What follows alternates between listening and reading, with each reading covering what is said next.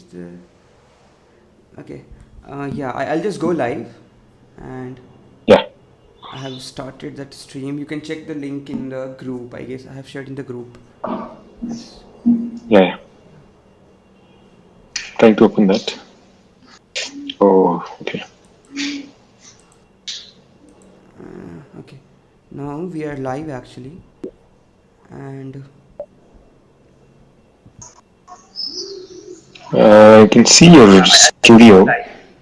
okay. Yeah. It.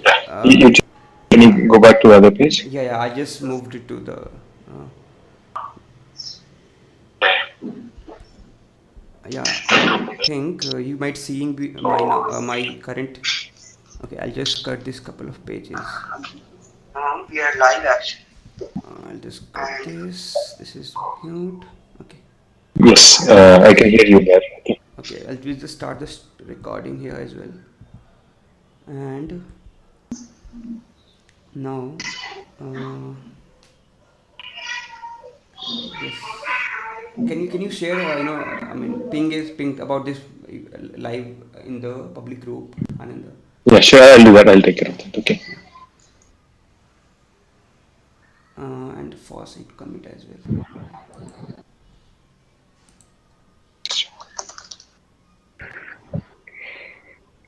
Hey Vishal, Yeah, yeah. so just a question. So we are changing the slides, right? So is it like should I share my screen or is there any option for me to change the slide from here? Can you can see any option to change the slide? Can you? I'm seeing something like slide 3, slide 4. I can change it from here. So, Yeah. can you see? Yeah, I can see it. Yeah. Uh, but some of the, I mean, slide 2 and slide 3, nothing is visible for me here. Okay. Can you? Did you share your screen or did you share your the slides from the? I uploaded the slides. The slides are also on my browser tab. So if I share my screen, I'll be presenting through the browser tab. Yes. Okay. Is that ready? Okay, fine. Okay. So So you yeah, can. hi everyone. So people are joining from for the meetup. So hey everyone, I hope I'm audible. And so thank you for thank you for joining in the June FOSS Meetup. So it has been, this is our seventh monthly meetups, and this month we have Abhijith and Avikalp. So they'll be presenting what they have done, and and they discuss what they have been building and the architecture. So today Abhijit will be talking about his project tableQA. He'll tell more about that, and Avikalp will be talking about an application. He'll be discussing about the application which he is trying to build uh, to actually help assist the Indian voters during elections. So he hasn't started working on that, but uh, he has started working on the part of designing the architecture, and but not on the front end side. So welcome everyone. And if we have, since we have time, 15 minutes keep for the introduction. So if you have something to introduce yourself for this meet, if you are new to this meetup, please unmute yourself and go ahead. And we are live on YouTube as well, so share circle and the YouTube live or the big blue button, so that your friends will also join and get something out of this meetup. So Please yeah. yeah, just one point. Please unmute when you're not speaking. Okay. That would make sure that there's no noise. Yeah. Okay.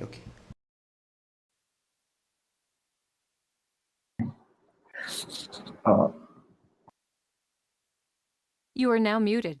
Is it time to start, Vishal?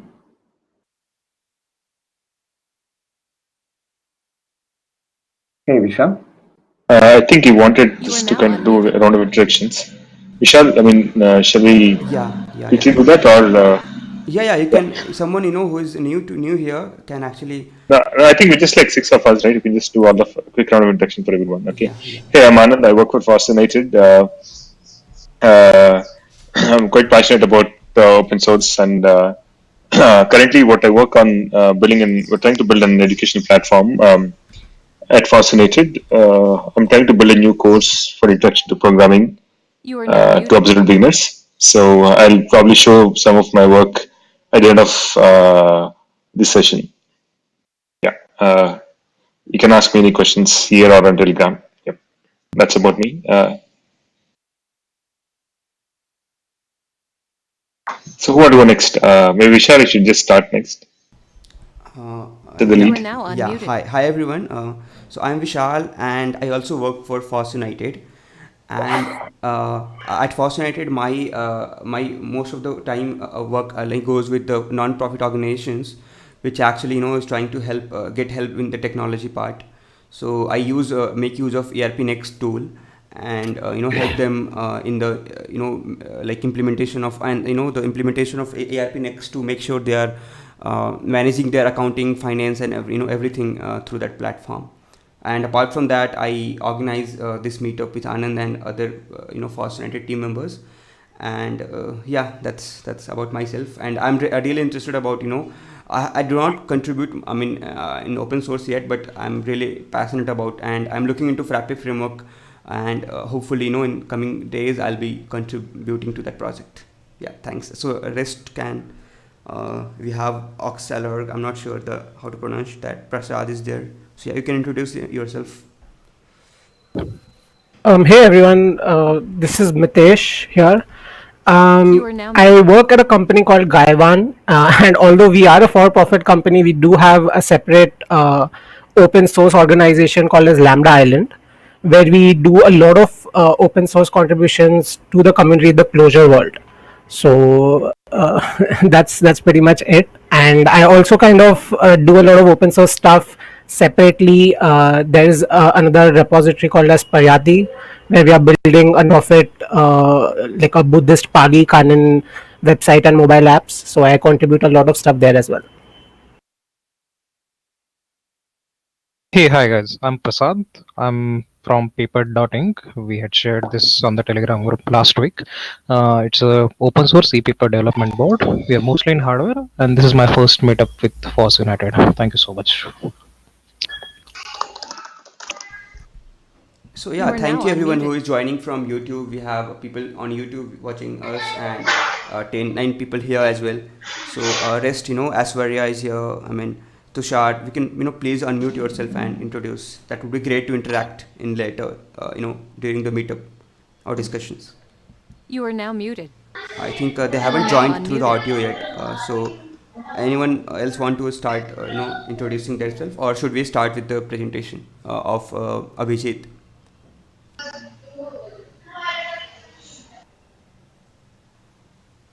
Okay, You are now I muted. You guess are now Abhijit, unmuted. thank you for joining. And Abhijit, can you introduce yourself and start the presentation?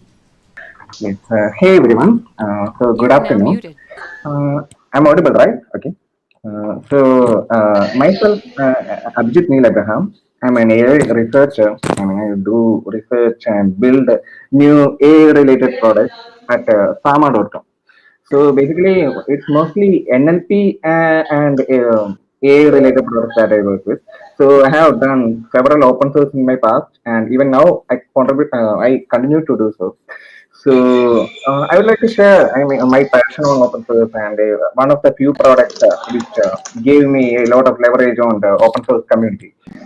So yeah, welcome everyone. So I'm going to talk about an intro to open source and tableQA here.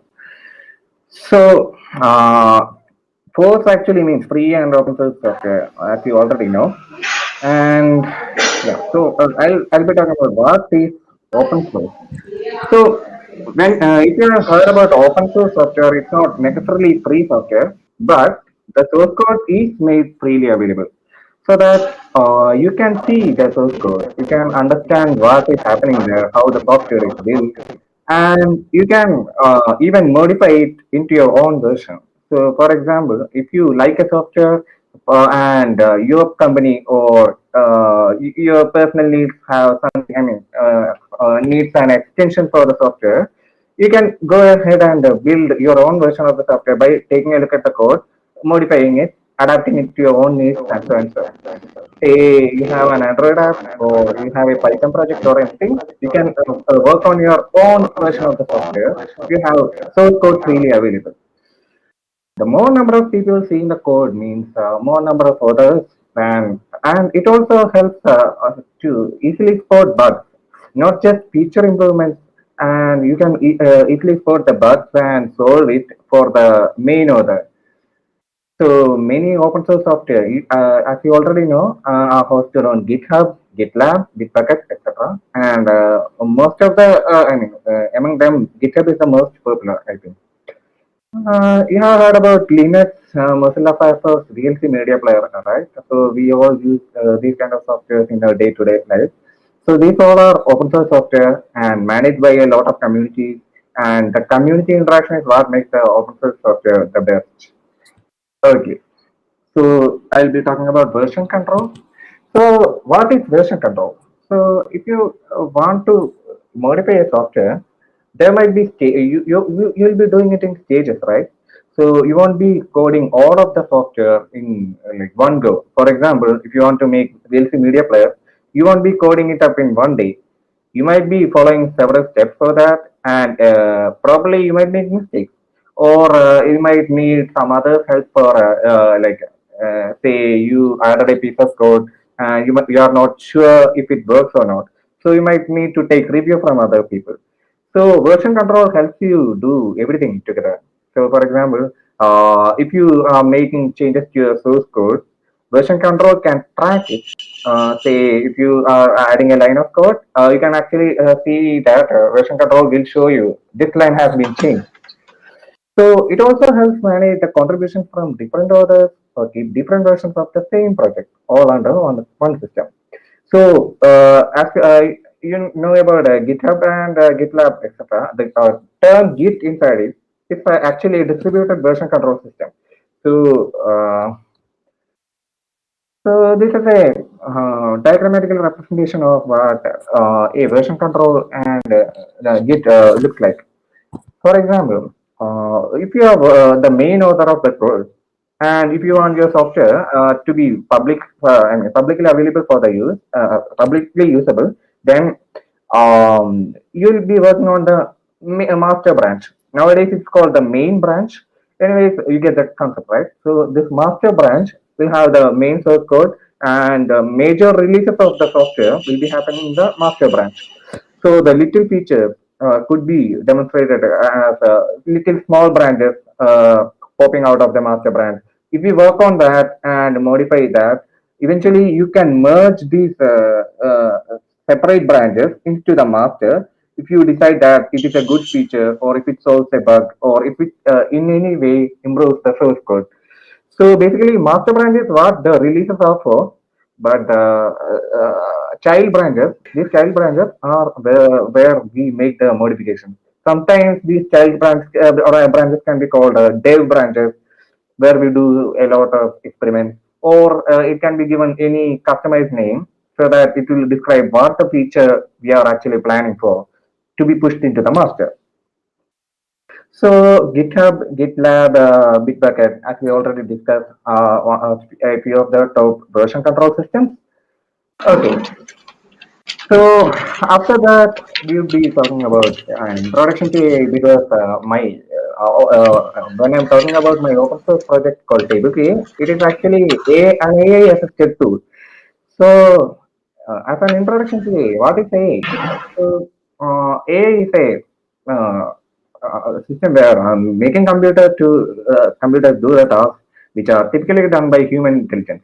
Say, for example, if you are looking at a object detection system in case of image processing, say if you want to classify between a cat and dog, or if you want to classify traffic violations, so and so, you cannot exactly follow a linear model or mathematical model or any kind of rule-based system in order to find something has been something is a cat or something is a traffic violation or so and so, right? Also, in other cases, when you are not working with the images, if you are working with natural language systems, then also you can see that in chatbots, you need an automated response, but you don't want it to be rule based, right? So you would depend on AI to understand what the input is and respond according to that without necessarily depending on just some rule-based or a condition-based system. So AI can mimic human thinking without explicitly programming the conditions. For example, if you are thinking about a cat and dog classification system, could anyone say what are the main difference between a cat and a dog? Say, you might observe eyes are there in both of them, ears are there in both of them, and probably the cat is small and the dog is larger. But you cannot say all small things are cats and all bigger things are dogs, right? So there's a difference between them, which is human understandable, but we cannot exactly know. We might not exactly know how to program that. This is where AI comes in. AI will understand the pattern, and using the pattern, it will try to predict what the input was. So during prediction, it need not be accurate. It will only give us a probability. It doesn't define something like an X factor model. So, AI makes inference based on trained data. As you already know, we have to train AI with the help of data sets. Like humans also are learning through iterative approach, right? So we always look through several stuff or read several books to understand a particular concept. Likewise, AI also needs to be trained on data. So, so if your training data is good, then you can make good inference out of the test data. The test data is where we will have some generalized options where we would have inputs similar to what were in the trained data. So, AI could be used in almost any domain which require human intelligence. There are a lot of other fields where you can say robotics and hardware and so on. So you can or self-driving cars.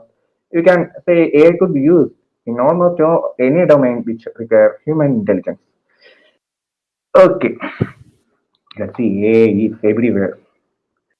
So a subset of AI is deep learning. So AI could be done in several other ways. You can use the help of statistics and so on. So, but here we will be talking about deep learning. So what is deep learning? So if you are trying to imitate the human brain or mimic it, then we need to figure out how human brain is already doing it. So inside human brain, you will have a billions and billions of these neural networks that would be there, right? So these connections between neurons is what makes human brains like adapt to understand different tasks. So imitating that for some particular task-specific problems, then we can use AI on top of that to come to a necessary solution. So, like, there will be an input layer, there will be a hidden layer, and an output layer. So, what is an input layer? The input layer will consist all the features related to the input, which are necessary for finding out what should be the output. Say, for example, if you are having a cat and dog problem, then if you are trying to find the difference between cat and dog, then you will be having different images of cat and dog, right?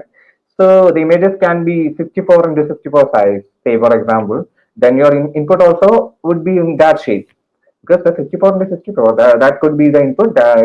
It could be one input, and there will be a hidden layer consisting of the architecture. There will be one hidden layer, there will be multiple hidden layers consisting of the architecture, and there will be an output layer which defines what the output can be according to the input. So in between the training, the weights are adjusted on each layer of the network in order to minimize the error. I will show you that on the next slide. Say, so take the case of, in A, you can see the case of one neuron alone. So one neuron alone is applied x1, x2, x3, x5 to xn, this much number of features. So if there are this much features applied to one neuron, then we need to find out, we need to figure out which one has more prominence and which one has less prominence. Here, provenance could be explained as weight. Say x1 determines the output more. The output here is y, right? So the if x1 determines the output of y more, then the weight of x1 would be more than the weight of x2. Likewise, weights are assigned to each of the features. Sometimes some feature might does not have any effect on the output. So those features will eventually have a weight of 0. So we initialize random weights in the beginning, and while the model trains, then it will find out that there is a difference between the input. The output and the actual value. So if the predicted and actual value are having a difference, then we can say an error is happening between both. So in order to reduce the error, the model automatically changes the weight, and this process continues for a long time. As much as we have set the hyperparameters also.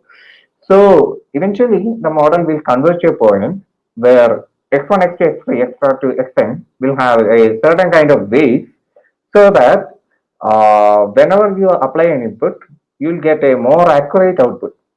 So adjusting the weights is the main task that we are trying to solve in deep learning. So in B, you can see a more detailed version of how the deep learning system performs.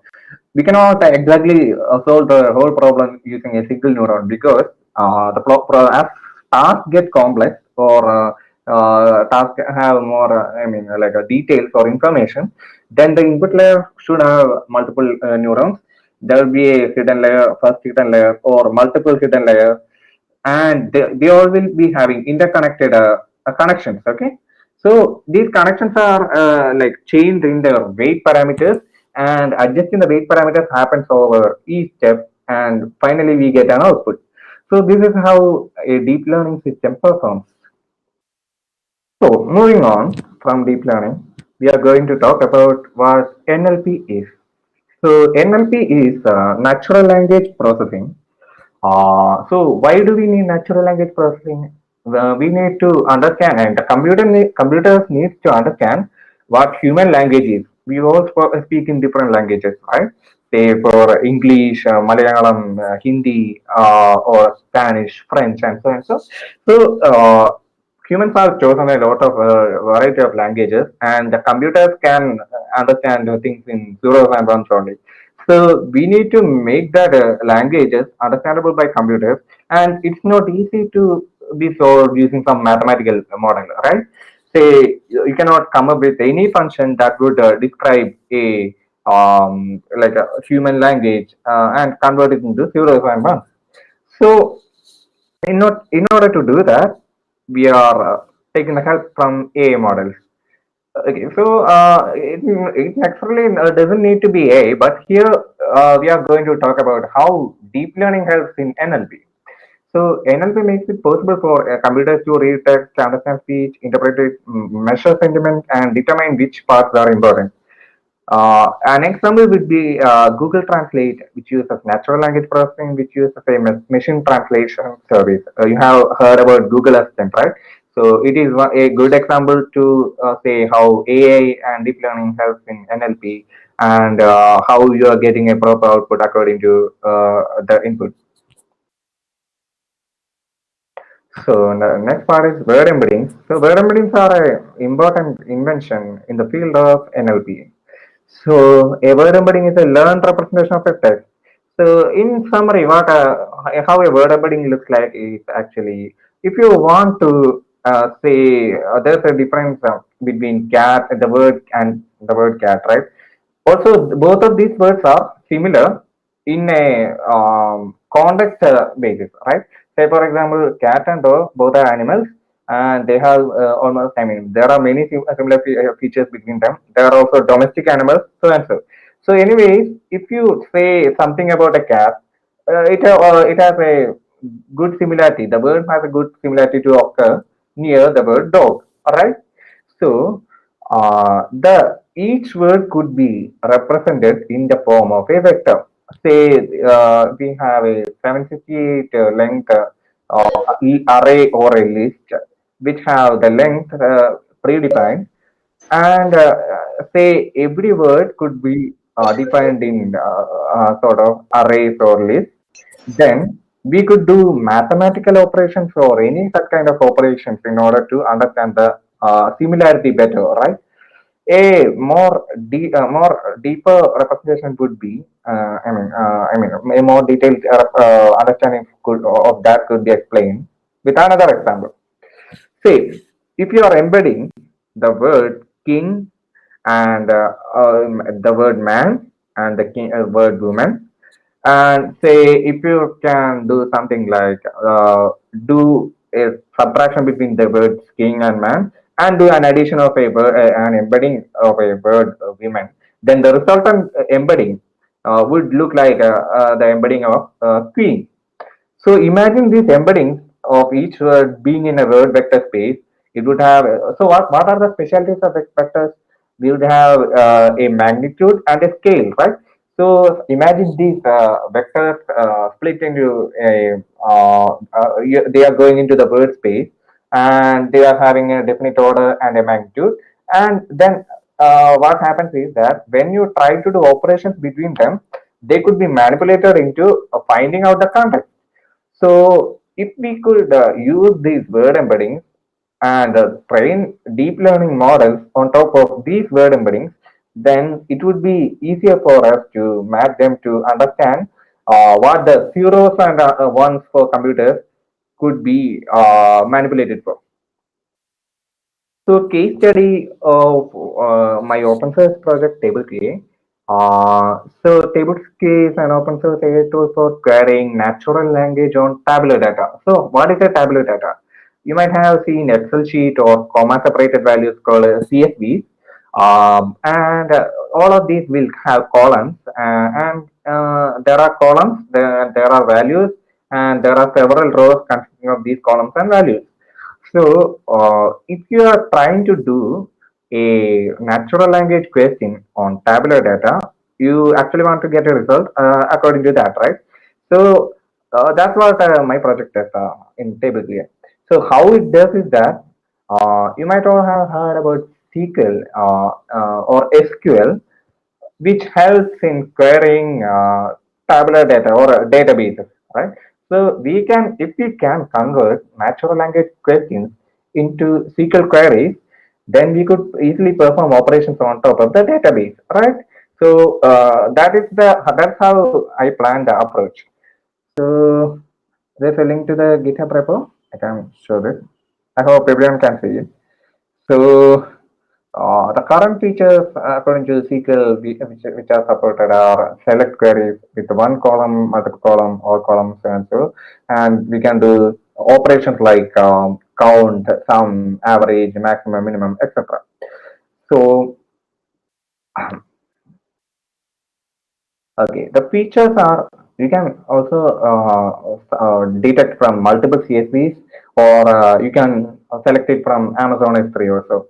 So, for example, if you are asking a natural language question and if you are specifying the data where all the CSVs are located, then according to the natural language question, the CSV could be picked automatically, and it would be like the natural language question would automatically find which is the appropriate CSV and pick it from the data store.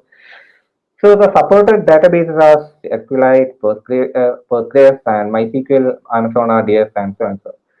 So it is basically open domain. Open domain means you don't need to do any more extra training on a custom data. For example, if you have medical domain or some other domain, you don't need to train your data over that domain or have a new data set and train over that in order to get good results for my product. You can actually swap it for, use for any other domains which you want. And you can add a manual schema for customized experience. This could be more explained like if you are actually asking a natural language question like how many people died of stomach cancer in 2011 or something, then what would happen is that if you want to capture a column name with some keywords, you could add a manual schema for that. So you can also auto-generate schemas in case schemas are not provided. You can also do data visualizations and so. I'll show you demo how the whole thing works.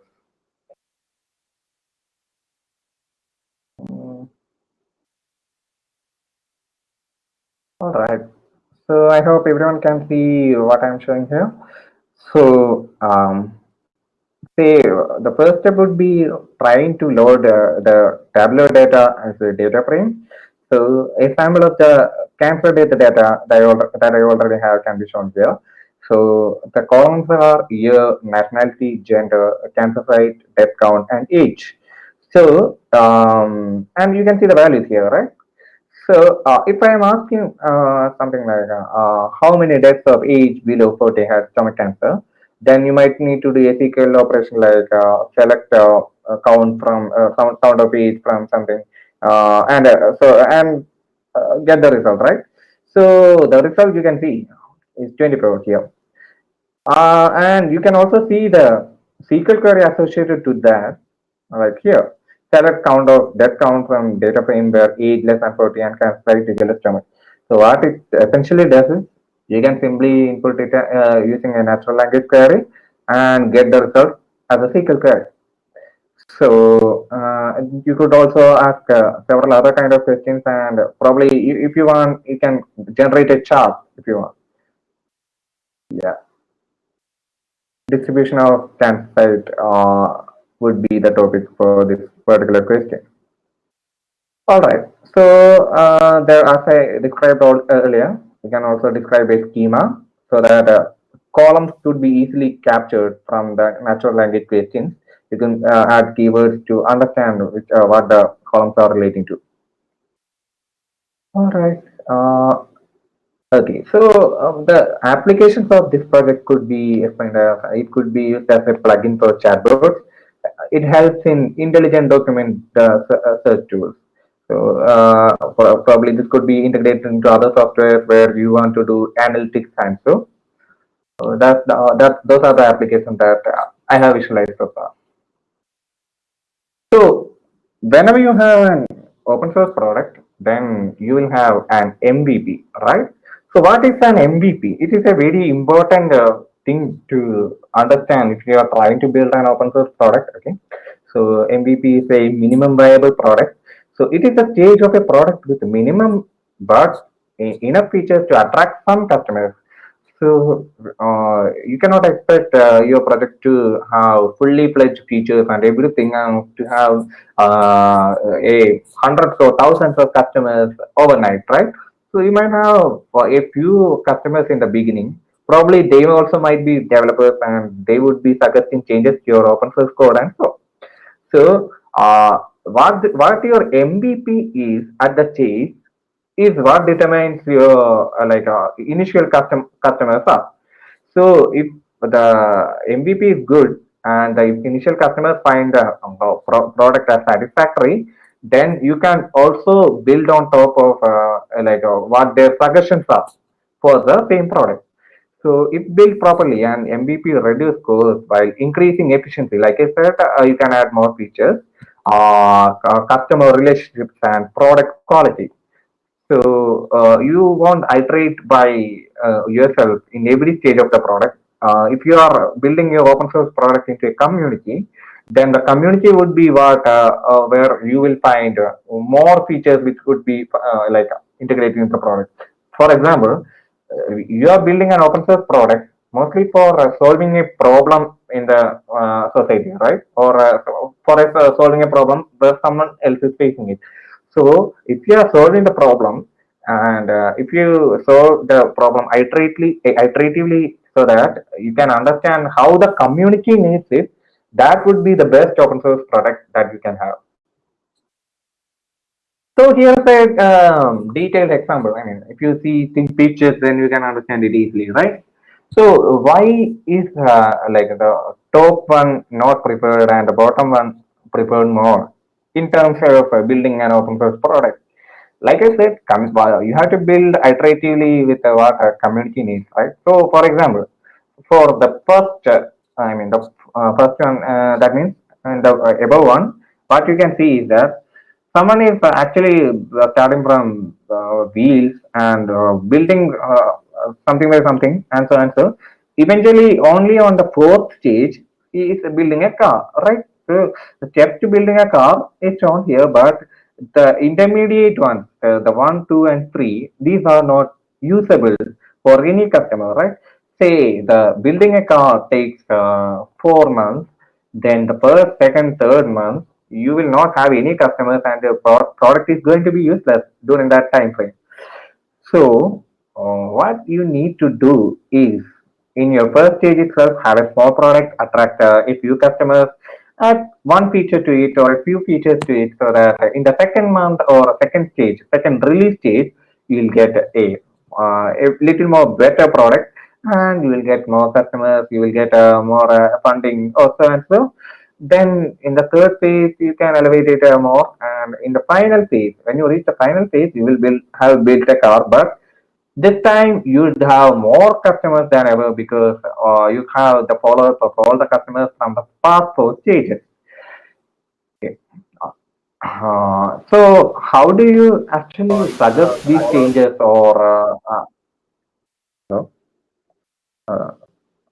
Okay, so how do you suggest all these changes to an open source project? So that's what the issue section and pull request section are for. So let me talk about what the issue section is for.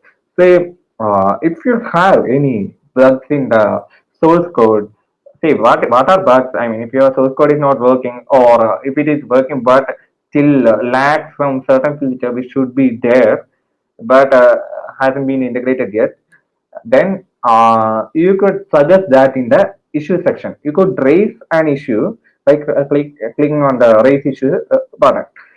So issues are not necessarily bug. I mean, we are not necessarily notifying only about bugs. We can also use the issue section to suggest features. Say if you want to suggest a feature to tableQA, could just go around the issue section and say something like, I need this to be expanded to some other domain or so and so, and what are the changes that I need to make? You can ask a question like that just by raising an issue. Yeah. So a properly written issue with accurate trace that can help the author or other contributors to solve the issue more quickly. What the traceback means is that, say, if you have a bug and you should, if you are raising an issue, you should be very clear about how to reproduce the bug for the author so that the author can understand what is causing the bug. So if the author will understand the cause of the bug, then the issue could be resolved more quickly. So you can also add labels to the issue section to help understand if it's a feature request or a bug. I can show you something inside a tableQA where the issue section goes like. For example, if I want to do documentation, I have raised this issue myself. I want to have a documentation team call. So this issue is waiting to be resolved by someone, or else there's another issue where like I want support for more data print. You could also see people commenting on the same and asking for new updates and so on. So this is how I iterate your project forward.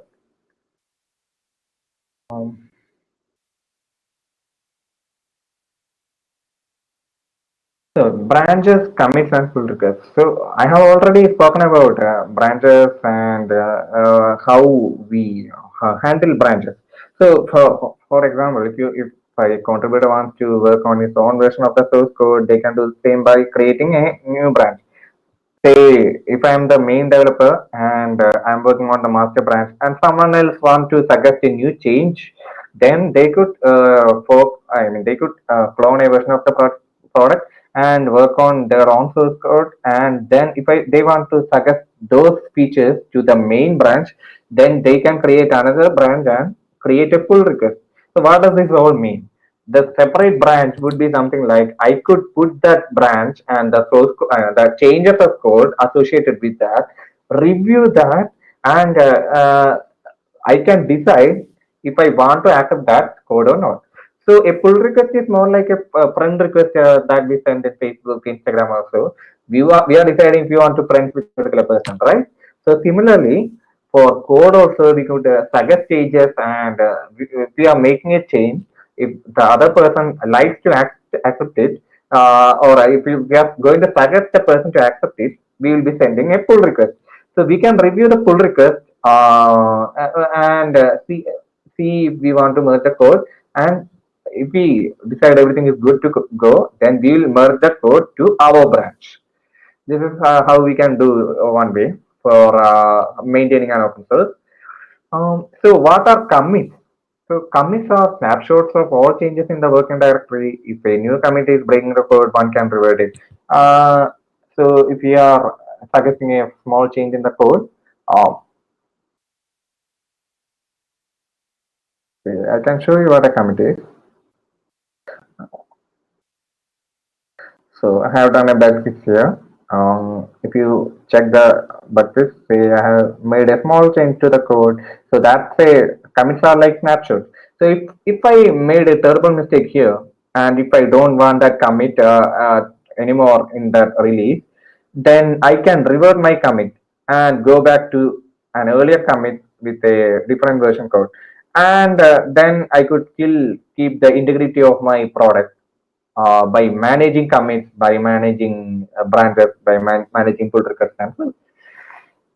So yeah, in case of fire, git commit, git push, and then only leave between, because the open source is very valuable for the people and everyone else. So yeah, for a review will be like, you can see someone wants to review their pull request. They will be asking for a review. If they are, yeah, good to go. So another main factor of having an open source product is have a good documentation. So why is a documentation important? Say if you have built a good project and the code is good, everything is good, but a new contributor or someone else, I mean, no matter how smart they are, they might not understand whatever you are planning or whatever your code is doing, and so on. So the documentation actually helps you helps the contributors or users or customers to understand how good the product is, how, I mean, what are the features existing, what are the future scope for the same, so and so. It is not like a product pitch, it is not like a like description of the supporting features. You can see Panda's documentation as an example for this one. They have nicely documented everything. For example, if you want to read CSV files or if you want to read Excel sheets, they have described the functions and the parameters for each of them in a separate page. So if you go through the documentation before trying out an open source product, then it would help you understand what the true capabilities of the product is. So always read documentation, then work on the code. And also, if you are if you are the maintainer, always go for documentation if you want more customers. So how to create a documentation? Read the docs, pins, are some good software want to create documentation. Abhijit, this is a small self-interrupting. I think we're running short of time. There are some questions about the product. Like, do you want to kind of quickly wrap up? Because like 45, I think we need to stop. But there are some questions also in the chat. I'm not sure if you're looking at that. Okay. Yeah, I finished already. That's all. Yeah, cool. Yeah. Complete what I came to say. Thank you, guys. Thank you very much for having me. No, Abhijit, I think there's some questions about it, about the product, right? I mean, actually, I had a question. If you want to take it up and. Okay. So should I present my screen again? No. What I'm saying is like there are some questions. If you can look at that and answer that, that would be great. Okay. So actually, I had a question. Like, if you try one of the questions is not getting the expected answer. Oh yeah. So there is one particular question. This one is actually what Akshay said is right. I think I have misplaced some of the SQL queries somewhere. That's fine. I will try to show a better example. But anyway, sometimes what are the other questions? Cat image. Okay. Actually, what Akshay said is right. I mean, the cancer site should have gone into for fetching breast cancer. That's correct. It's a small bug that I have found. Probably I'll fix it. Any other questions? So the question is like, so I have a question. So, what is the guarantee that a product like this? I mean, I'm not talking about tableQA, right? I mean, any AI-powered NLP kind of a product used instead of actually a natural query, right? I mean, it can actually show wrong result, and people may not even know that it's actually giving a wrong result, right? We can always get a SQL query as output, and also we can get I mean, you can query the data frame, but also get the SQL query as output. So if you want to verify what the output is, then you can do debug that by viewing the SQL query. So like I actually spotted a bug right now, right? So I was in the that one was a good bug that he spotted. Probably the product works well, but I might have not added the schema, so that was the bug. I mean, when I created that example one. Yeah. So my point is not really about table QA per se, right? My point is generally about using something like an LP to kind of replace SQL queries. Okay. So if a developer is using it, they can actually look at SQL query and understand. But when you actually give the product, let's say if I want to use table QA or something else using an LP to kind of give a query interface to my product, okay, integrate in my product, for example, okay. So there, I wouldn't want to show SQL query to the end user because end user may not be a tech person, right? So when they ask that question, the NLP may actually miss out some pieces and actually show the wrong data. So I'm saying that actually is more dangerous than actually what problem we're trying to solve in some cases, right? Can you rephrase your question into one sentence or so? Because I didn't get where you're going. Do you mind if I answer that, Abhijit? So since I have built one such product as a consultant and I've delivered it to actual like customers like Siemens Energy.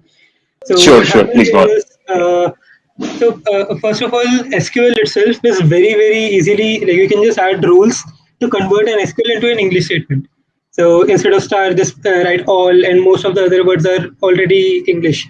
So what we did was, along with the output, we also converted the SQL string into direct English. And if that English string is a synonym of the input English query, that is when they would have confidence that the result that is coming as output is the correct result. Okay. So does this answer your question? Yeah, sounds good. Yeah, I mean that's a clever hack. Okay, so you're basically showing that how it interpreted, right? Just a question. So actually, where do you get that query and the answer from? Because in my Google Colab, when I search, it is actually correct. Sorry, I'll press my screen if you want. But the one actually had no question. I didn't put it anywhere. I mean, I didn't put anything like this here anywhere. I had copy pasted that from the GitHub. Sorry, I just linked it. Oh, you were testing the code, huh? No, I just read the sample. You talked about documentation, so I was reading the documentation and then found this. Yeah, I mean the 426, the number 426 is what struck me as odd, and then the query is also. Yeah, probably. I think you might have not used the product right. I was like having heart attack right now. I mean, what happened? Yeah, but I think the examples I have shown here is pretty much correct in the Google Colab. If there is any mistake, you can always report to me and submit it. But yeah, I'm always open to suggestions. Yeah. So does that answer your question, Anand? I mean, like I can get if you have. Yes, that answers my question. Yeah, okay. Thanks. You are now unmuted. Thanks, sir. Thanks, Abhijit. Thanks for the talk. If someone else has any question apart from what Anand and Akshay asked, so you can always put it in the chat box right now, or come to the forum that we have. Anand, can you put the forum link in the chat box? So yeah, thanks, Abhijit. And next, Sure. I would like to invite Avikalp to discuss his project, what he has been trying to achieve, and what he has done so far, and some feedback that he needs from his for his so far what he have done on the feedback on so far what he has done. So yeah, I have given you the presenter access, Avikalp. You can share your screen now. Yes. Yeah. Yes, thank you. Thanks a lot. I'll share my You are screen. now muted. So meanwhile, I'll also, I don't think we need that. Let me just start with the presentation right away. All right. So the idea okay, let me just start like this. So I'm building this new open source application, Indian Voting Assistant, and the reason why I thought of building it was a lot of people in India, especially like they especially in the urban India, while they're voting, or they either they don't vote, or while they're voting, they don't really know who is the candidate that they're voting for, or they would not know like uh, what are the details about the candidate. And the reason is not that they don't want to know; it's just hard, and the harder something gets, lesser the number of people who try to solve that problem. So let me just talk about my vision with this problem. So my where I'm coming from is, for me elections are like hiring. There's a position open, there's a job that has to be done for the next 5 years or 6 years, and all the people of that constituency, or that state or that country are choosing a candidate who is suitable for that job, just like any company would hire someone for a role in their company. Uh, but the way it is treated currently is more like a brand in the company. Like people advertise for the toothpaste, and companies advertise their toothpaste, and people buy that toothpaste. They don't like it, they throw it out. But you can't do that with the government. You have to stay with it for 5 years, which is similar to hiring again. Because once you've hired a candidate, it is a long run for sure. Like obviously you can just fire him, but that is not an easy thing to go through. And yeah, that's what I want to empower people to do. So when you hire, what you do, you try to get do a complete background check of the candidate. You look at his resume, you look at his uh, performance reviews before it. Sometimes you even go ahead and talk to their previous employers. You interview that candidate. Sometimes you go through the hard work of working on projects with them together, like audition projects, and only then are you comfortable to associate with that person for a long term. But we somehow forget to do that while we are hiring for like positions in the legislative assembly or the parliament. So yeah, that's what we are trying to solve here. It's currently very hard to do that, even if the Election Commission of India has made a plethora of apps, but none of them really make the job easier. It just makes it possible, and the aim of this project is to make it really easy, so that more people are able to uh, look up these results and make a better decision for themselves. Yeah, so I already covered the second point. The third thing is, like, we are not here to fight anyone. We are not here to support anyone. It is so all the information that we want to show about anybody should be self-submitted like information, so that like I think we all are like peaceful people. We don't want to raise questions on someone, so we don't want information coming in from news articles or things that are like that are not directly written or submitted by the candidates or the parties about whom we are writing. And the fourth thing is that distribution is a very hard problem. So the way we want to present it, for example, the Election Commission of India has created like I think 10 or 15 apps and multiple websites. But apps and websites are both very hard to spread. It requires a lot of marketing. It requires a lot of buy-in for making someone download an app on their phone, which occupies some space. You need to provide that much utility for someone to visit a website. You want to make sure that people know that your website exists and it has some purpose. Both of these things are very hard. So, like my approach with this project is going to be to build a backend, which is like a Ninja backend, which can adapt to any possible front end and keep it like separated out. So yeah, first let's build the backend, build the backbone of the whole application, and then we can keep on iterating on different kinds of front ends and try to see what sticks. And yeah, I just wanted to reiterate that this is a discussion, so feel free to unmute yourself, stop me if you have any questions. So let me just in brief tell you the structure of this talk. So I'll be talking about the like phase 1, phase 2, phase 3 of this project. So phase 1 is mostly about the MVP. After that, I'll talk about the architecture and then we'll just dive in deep into the discussion. So yes, please feel free to unmute yourself and interrupt me. Right. The phase 1 is more just the MVP, the minimum amount of work that we can do to create something which is of value and which some people might find valuable. So here I'm just talking about the API backend. It is obviously open source, and we want people to build their own front ends and maybe utilize this in some way or the other. But yes, so an ideal interface for the phase 1 would be that the client or the user, a voter, enters very minimal information into the system. So maybe they hand input the voter ID, or they select their constituency or state on whatever client they're on. So maybe just imagine a like lookup website, and they'll be able to enter this minimal information. Based on that information, we'll scrap the Election Commission of India website and try to fetch the next elections that are upcoming. So we can limit ourselves to just union and state elections to keep it really simple for this. And based on those elections, we can automatically fetch the list of candidates who will be contesting in that election. And then what we want to show is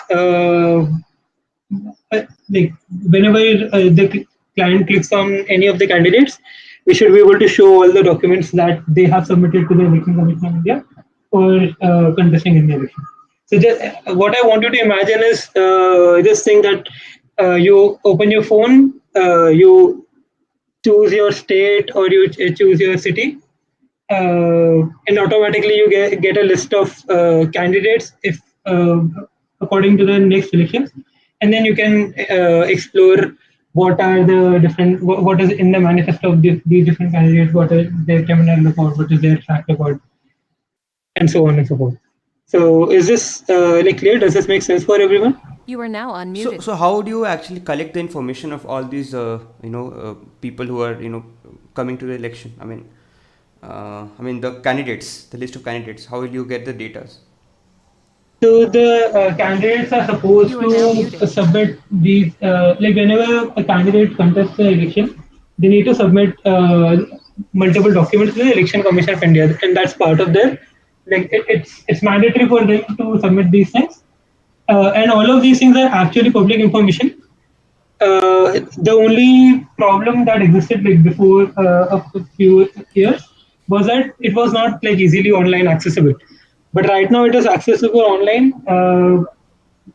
The big hurdle here would just be that a lot of this information is available in the form of PDF documents, and we might have to OCR them or do something like that. But yes, the actual information, if you really dig into Election Commission of India's website, you'll be able to find all of these things. You'll be able to find out all the information about the political parties, about the candidates who are contesting an election, and all the documents that are submitted by those candidates. Even you can see their update reports, past results and all of that. Okay, Anand shared something about ADR India. Have you looked into that similar kind of platforms? You are now. So what I checked was I just searched on GitHub if there's something similar, and then I looked for everything that the Election Commission of India has on their website. They've listed 15, 16 different applications. I have not looked at this yet. Anand, can you unmute yourself and talk about what this is? Yeah, sure. So let me kind of So I mean, see, it's a very good initiative. I'm not kind of saying it's a bad idea or something, okay? But see, we technologists generally tend to kind of see every problem as a technology problem. It is not, okay? So I'll tell you what ADR does. ADR has been every person contesting for elections have to submit an affidavit, two affidavits, one about their assets, including their family, and any criminal cases that they have, okay? And ADR does a study of that, okay, painfully go through each one of that, and then gives a number of people who have criminal cases which are more than this intensity or something, okay, and then categorizes for every party, and this is something that every newspaper gives out before elections every year. They've been working more than a decade, okay. So see, the thing is like putting these documents out in a website is a good idea, but unless you reach out to people, right? I mean, you actually have to go to the medium where they're consuming, right? That's not effective enough. Okay, so what ADR does is basically they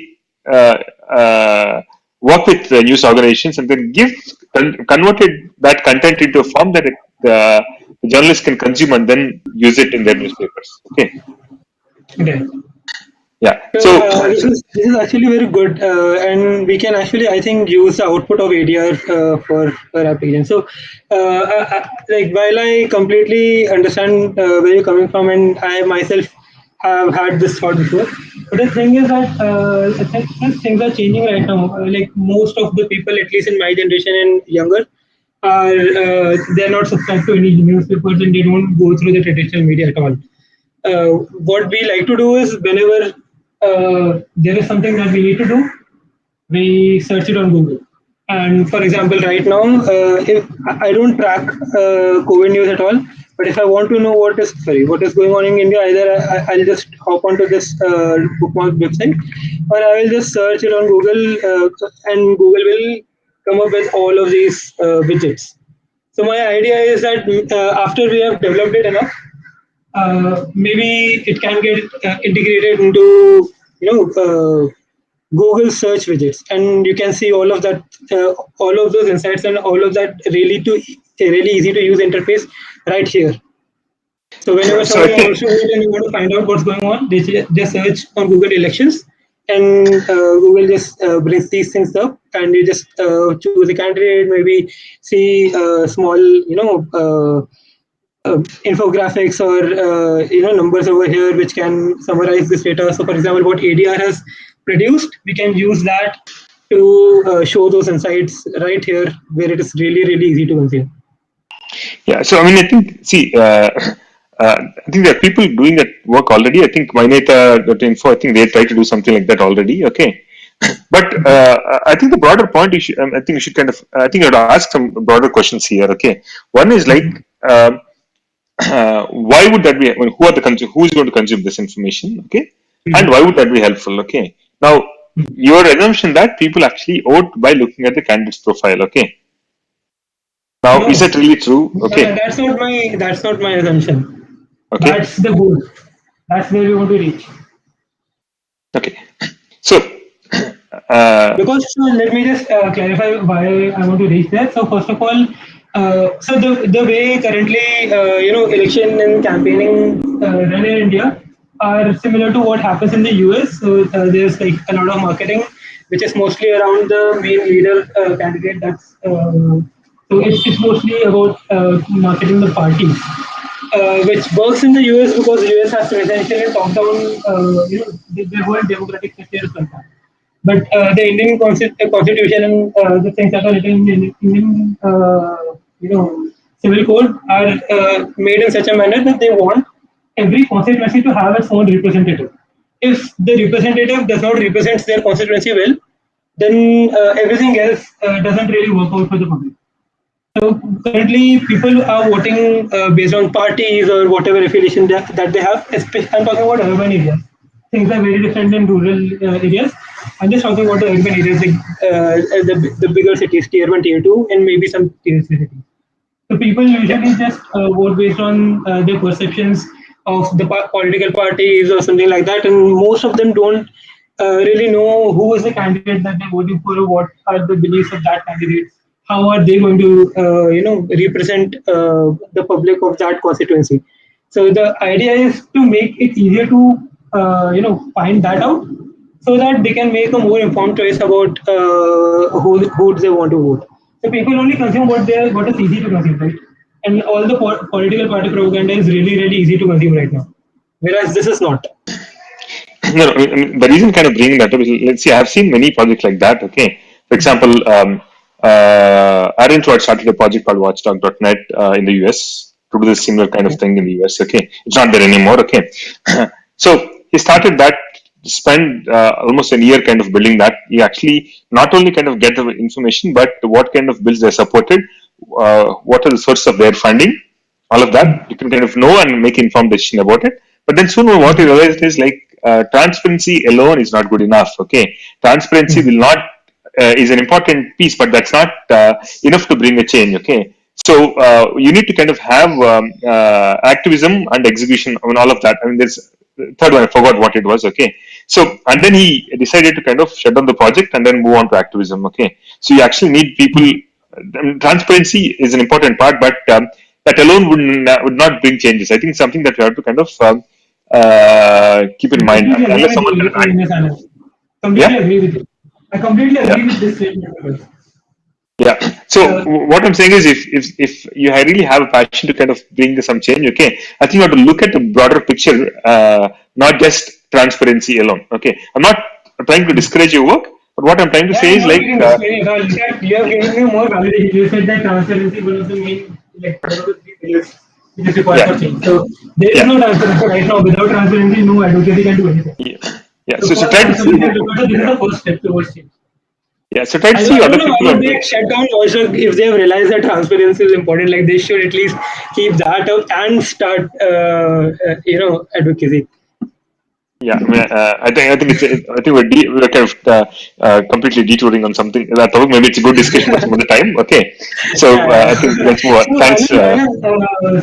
I would really love if you can, maybe create issues regarding reviewing other applications which do similar work. So, and if there is any open source application which does this, I'll be more than happy to switch to contributing to that instead of building this.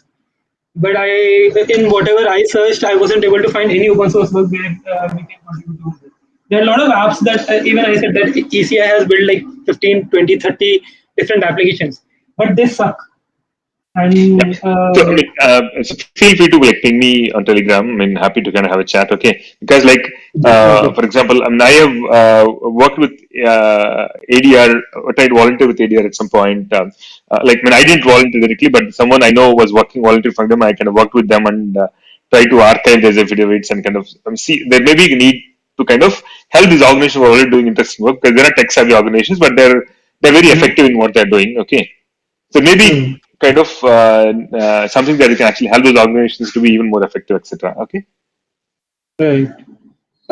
So I'm not able to figure out how to send you a message here. Yeah, I think you send message at the bottom. Okay, I think your screen there's a send message after notifications. It's like above. Oh yes. Yeah. You can ping me later. Okay. Yeah. Vishal, can you move on to the next? Are you done? No, I've not even reached like the technology. Oh, sorry. Sorry. No, I'm completely open to this. So yeah, just moving on to I'll just quickly skim through the face-to-face week. So here I wanted to be based on location, because location is almost accessible on all client ends. So people just open the app and directly see the candidates. And then we would like to include local elections there, and OCR the documents that that exist to show it in more lucid format. And then in the phase we would like to have candidate and party profiles, have some way to track progress by partnering with other citizen participation solutions. For example, people in Bangalore might have heard of an application called Janagrah, which is they are running multiple initiatives for making the government more answerable and having citizens participate in government. And then obviously we would like to have like really easy to use Google search widgets or any other solutions which are even more easier to reach out to people. For example, if there's some popular website, a news website which people are going on to a lot, it would be great if they can create a small widget on their website which uses our API. So that we can but figure it out later. The aim here is to complete until phase 3 by before the elections of 2024, the union elections, and see if like how much value that can create. Alright, so let's move on to the real crux of the talk here. So for the architecture, this is my first time that I'm trying to start some free open source software. Before that, I worked in a lot of companies, but they have always had like private repos and they would have like money to support it. So the way we are like I'm thinking of doing it right now is to focus on building the backend API, and currently not really working on building any kind of user interface, which we can obviously develop later on as we get more clarity about what kind of things work. So for the backend API, I'm thinking of like I've currently hosted it using the serverless framework, which is an open source project in itself. I can quickly show you what their website is. So this is serverless website. They help zero like in serverless development, and like currently, like for example, I just have to do a serverless space deploy to like deploy my application on AWS Lambda. It is coming back to this. So the deployment happens on AWS Lambda with a backend of DynamoDB. Currently, there is no use of DynamoDB until we need to store something, because we are just scrapping data from the website and sending it back in the API response. But there might be a use of the database for improving the quality of the application, or maybe doing performing some complex activities. For example, I said OCRs. We can't. It might not make sense to perform OCR on the fly when an API request comes in. And like the API itself, I was thinking of implement. I have currently implemented it using Python Flask. So serverless actually provides a direct setup for hosting a Flask server on top of AWS Lambda in DynamoDB. So I've directly used that. And within Flask, I've created it such that it can, it uses requests to, fetch the information from PCI's website and then parses it using Beautiful Soup or Pandas from HTML, data frame dot from HTML functions, and then processes it in memory and then responds directly. So this is what it is currently, and I would like to get like here. That's it. That's the content. I kind of want to discuss deeper about the architecture itself. So if if you guys have noticed any vulnerabilities in this, or any drawbacks of using this architecture, or any things that like parts of the architecture that I've completely missed, please. Unmute yourself.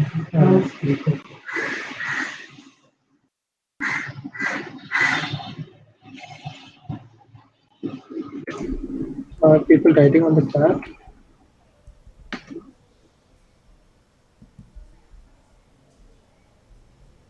Okay, so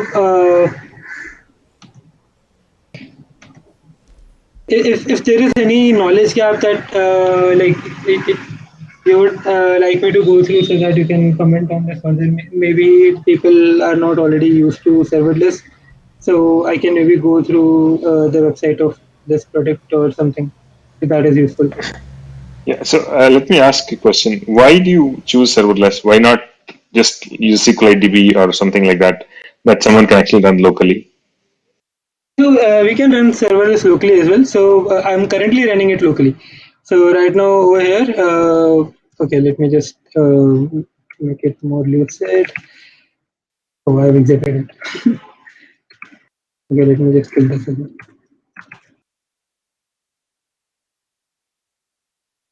So when you run DynamoDB, how does it run locally? So serverless has, I think they have utilized some. Let me just show you the README. README already has it written. How does it do it for local deployment? Local development. Okay. So it uses the workflow and Boto3 Python libraries, and they have this plugin called serverless DynamoDB local, which helps in launching it locally. Sure. No, so my general point is, right, I mean, so when you work in a project like that, right, I mean, what made you decide to kind of use serverless and DynamoDB rather than more traditional FOSS alternatives like a simple database and actually serving it using maybe WSGI, any Python WSGI server like GUnicorn or something?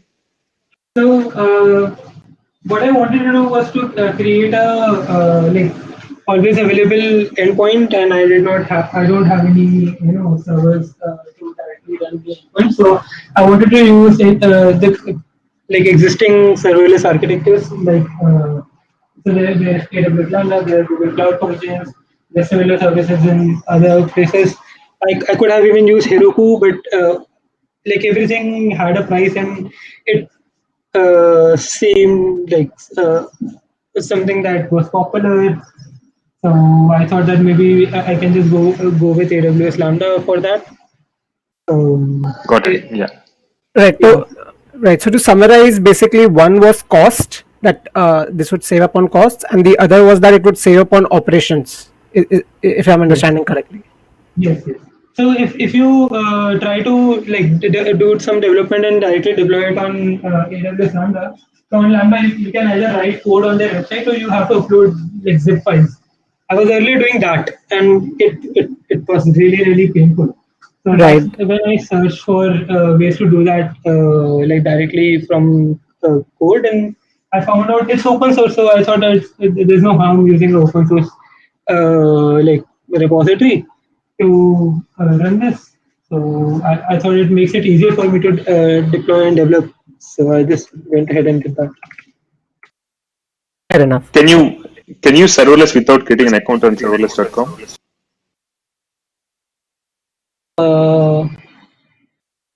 Not sure, but I think what you if you clone the repository, you don't really need a serverless account to run it locally. Got it. Okay. So just to add something, I think why Anand is asking these questions is that when we are running an open source project, right, we want to make it as easy as possible for people to contribute. So that should also kind of align our technology choices, right? Because if it's very easy, if it's a a simple Flask plus WSGI Unicorn stack, then it's much easier for other people to come and send up a pull request to you. Setting up this entire serverless structure might make it difficult. The entry point becomes a little higher than it should be. So I think okay. So the way it is set up, it might be even I have never used serverless before this project. I was more used to just running a server. Yeah. So but like through my experience with running it, I have not found it any more complicated than directly running a Flask server. So the only thing is, so like I've also tried to create a setup.sh file so that you can just directly run the setup.sh and it will do everything that needs to be done to set the project up. It might not be like completely smooth right now, but I've tried to make it as smooth as possible to set it up for the first time. And once it is set up, the development is actually very simple to do. You can just run serverless WSGI serve, and then the server just starts. That's it. Like it's just like running npm start or something like that. Fair enough. That makes sense. Yeah, the server is already started. And Awesome. I can like just so this is a local URL which is localhost 5000, and I can just send it a request like this. So I've currently written API endpoint which can which if you give it a name of a state, for example, here I've given it Goa, it will respond with the next elections that are going to happen in the state, including the union elections. So it will fetch the Lok Sabha thing, like date and the state election date, and which one comes earlier will be on top. So here with Goa, you see that this on 16th March 2017 they'll be having their local elections, and in 17th June 2019. Sorry, wrong dates. Two date. So 15 March 2022, they will be having their Goa state elections, and on 16 June 2024, they will be having the local Lok Sabha elections. So it has come in this order. Whereas if I enter Maharashtra here, it will come in a reverse order because the Lok Sabha elections are going to happen before the Maharashtra state elections. So this is the current API that I've written already, and like I did everything right here. I ran the server locally, instantaneously it was up, and I was able to test it using Postman. All the development is like if I show you the code, it's absolutely similar to just directly doing it on Flask. It just makes it easier to deploy by using serverless. Like, and I would be happy if like there's a easier way to do this. Like if serverless is more complicated, you guys know of a better way which can keep it cheap and meanwhile also keep the deployment easy. I would not at all mind moving to that. Yeah, like Akshay pointed in the chat, right? I mean, so one of the things is like generally some of us in this group kind of try to prefer technologies which don't lock you into some of the clouds. For example, DynamoDB is something that it locks you into AWS. Okay, so generally we prefer technologies that are more open, which are not tied to one particular cloud. That's I think Akshay's point, and I agree. I completely agree to that. Got it. So I'll just note it down. Currently, there is no work done using DynamoDB, so I'll just make sure that it's not done. Do not use technology which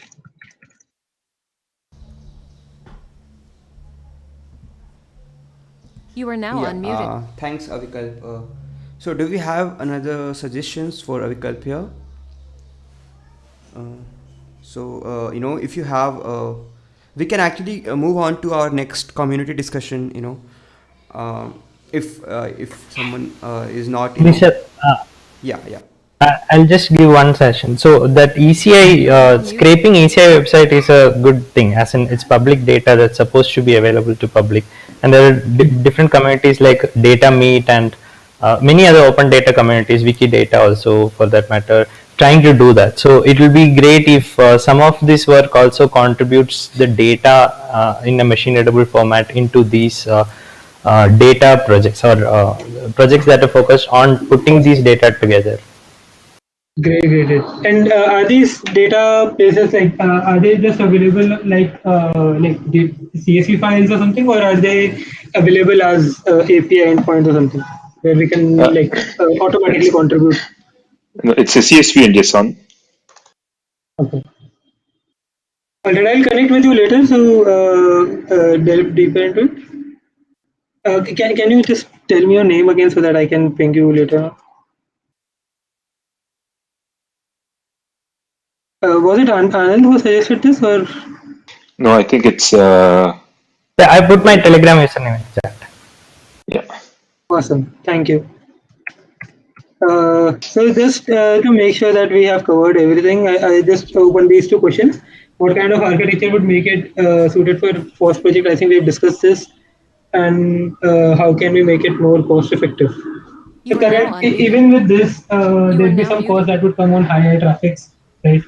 Because AWS Lambda is not completely free. And if there is an open source alternative to it, which can where we can maybe use some public funding or something like that, because this is not going to be my like a full-time work. Right? You are now So unmuted. if anyone has any ideas about that, about making it more cost effective. So Akshay, a suggestion, like if you are having any discussion on this, so please, you can actually have the same discussion that you started in the June meetup, FOSS meetup, thread in FOSS for forum, so that, Okay. other people can also contribute in, or, can understand what you are trying to achieve, and, other suggestions. Awesome, sure. Yeah. Great. So my talk here is over, so you can we can Yeah. move on if there are no more questions. Yeah, thanks. Or Thanks, Avikalp. So next, we have, a 30-minute discussion. Till 3:45, we have a discussion for open discussion. That's not actually no. There is nothing in agenda such. So anybody wants to share something, or, have some like similar to what Avikalp was, discussing about. So, you can actually just unmute yourself, and or you can start a chat, or you are trying to Yeah, build something. Yeah, Anand, go ahead. yeah. I think good way to kind of tell is You are like now muted. what are you hacking these days, right? So tell us about what a cool project that you're working on, or something that you've discovered. Okay, so that will be it's kind of difficult to kind of start a conversation. So I'm kind of putting something here. Okay, if you have something else in mind, feel free to kind of share. So this is basically we want to have an unstructured space where we can freely talk about anything that we want. So we can start with projects that you're working on. Who want to start? You are now unmuted. So is it like just open source chat, or you're like opening the space up for any kind of development? We want to kind of keep it anything that you find it interesting to this audience. That should be fine. Okay.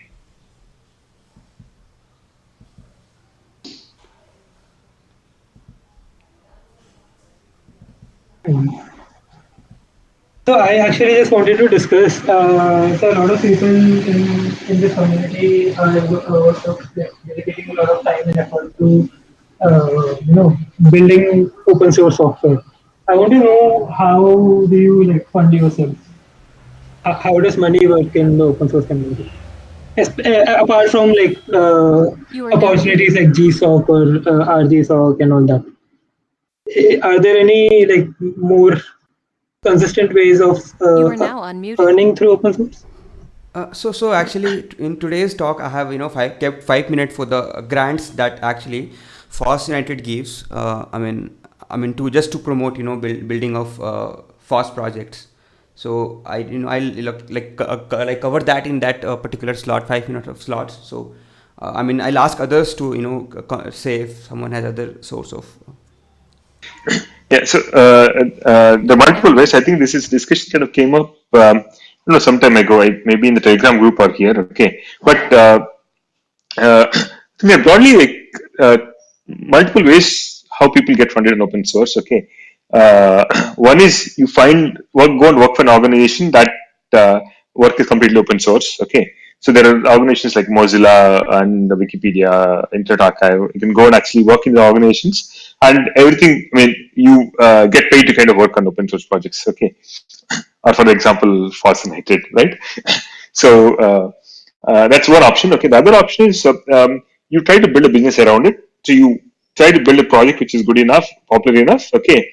And you try to kind of do some service around it. Could be costing, could be training around that. Okay. So those are the ways people kind of fund themselves. There are some organizations who fund this, but I don't think that would be good enough to sustain you to continue doing that. I think those are things. I think we can actually. There's some people who on this group who actually make their living on open source. I know one person. Navarin, can you speak? Can you open up and speak? Hey, sure. So I think Anand covered one of the ways that you can get funded.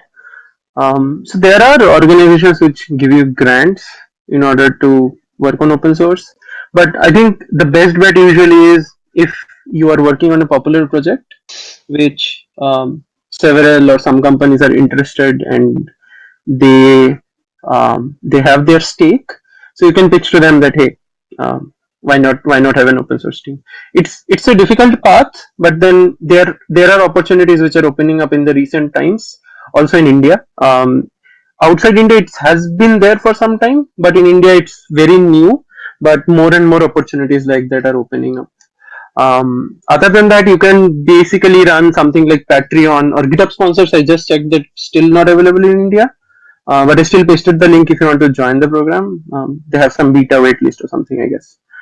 You can also run a Patreon page for yourself, as in you're doing open source.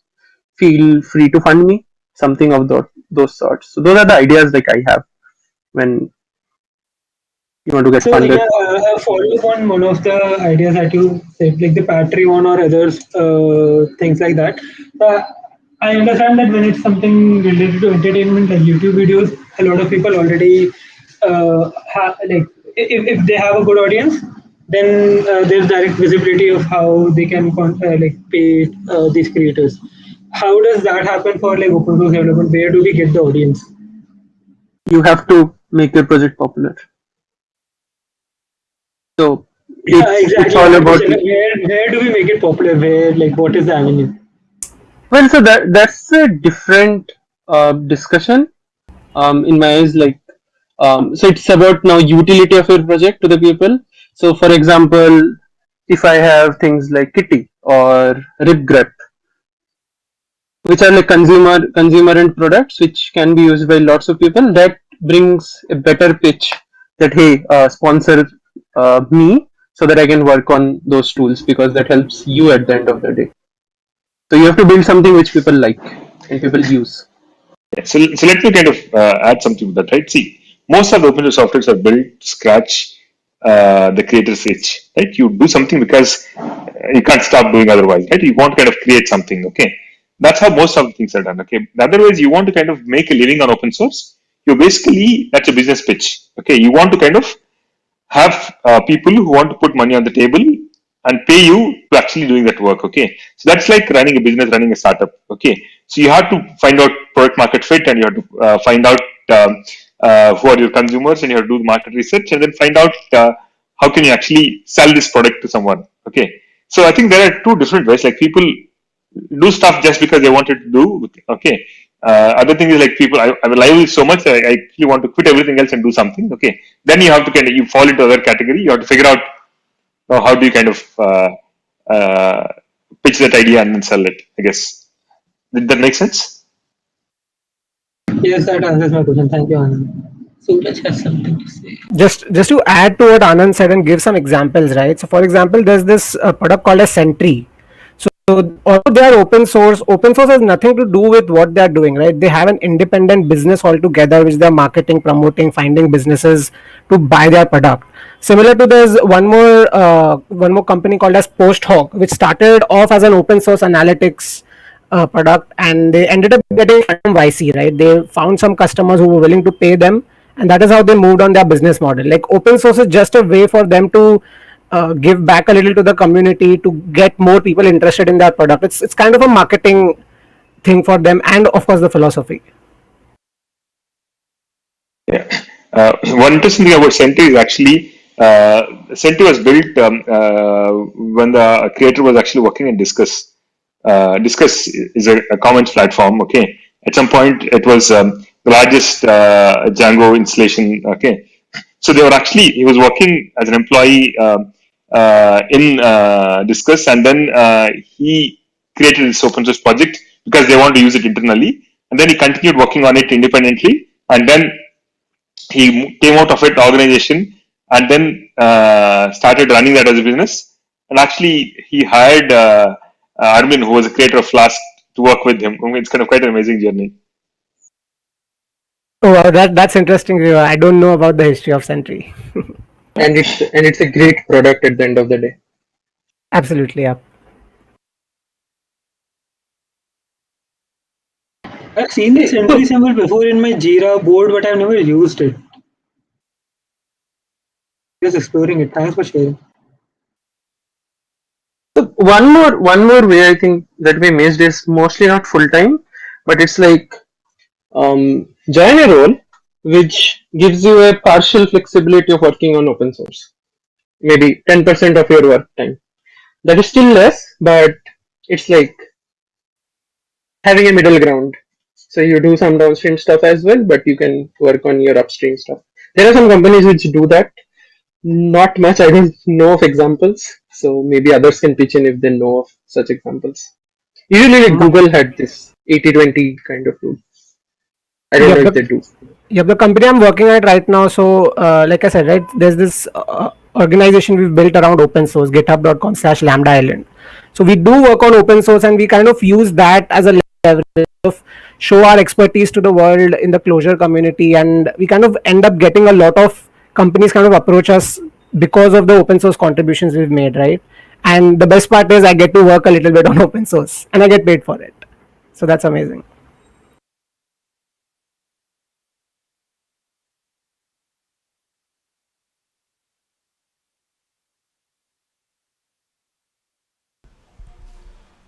You are now unmuted. Yeah, I guess Suraj also wrote something. So yeah, okay, nice. So is there anything that someone else want to share about what they are hacking currently? Tushar, so yeah, if somebody wants to just introduce themselves, we have still 10 minutes remain for this community discussion. That would be great. I'm actually trying to write a personal finance management software, so I'm a bit wary about sending my financial data off to other providers whose code is not open source, and obviously it's a double-edged sword. Already a lot of the data is in hands that we may not like. But yeah, I'm trying to hack on something where I can just put all my transactions. And then it can generate like beautiful charts and all for me. I'm doing it right now on notebooks, Jupyter notebooks and pandas. So that's where I am. Have you checked Frappe books? Frappe books? No. Frappe books. That's built by the ERPNext team. You are now unmuted. Okay. You are now muted. It actually runs locally. Okay. Mm-hmm. So one of the motivation was, can you actually create so there are many, for example, there is Zoho Books and there is QuickBooks. All of them actually work in the cloud. Okay. Mm-hmm. But so the ERPNext team wanted to see, would it be possible to kind of create a software which can actually completely run locally. So it runs in a SQL database, and then you can have multiple accounts, and then it lets you kind of it manages your accounts, creates balance sheet, it does all of that. This looks interesting.